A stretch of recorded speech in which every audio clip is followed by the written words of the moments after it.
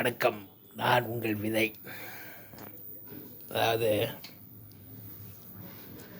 ஒரு காலத்தில் என்னக்கிட்ட நைட்டு வந்து வேலை பார்த்தானுங்க பசங்க 4 பேர் 5 பேர்.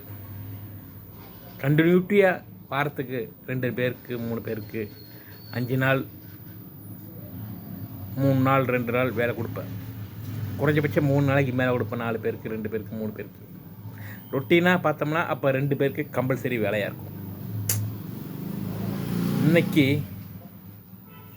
நான் இன்னொருத்தர்கிட்ட இரவு வேலை செய்கிறேன் இருந்தால் கொடுங்க, நான் செய்கிறேன் அப்படிங்கிற ஒரு நிலைமை எனக்கு வந்திருக்குது. இதுக்கெல்லாம் என்ன காரணமாக இருக்கும்? ஏன் இந்த கொடுமை, ஏன் இந்த நிலைமை?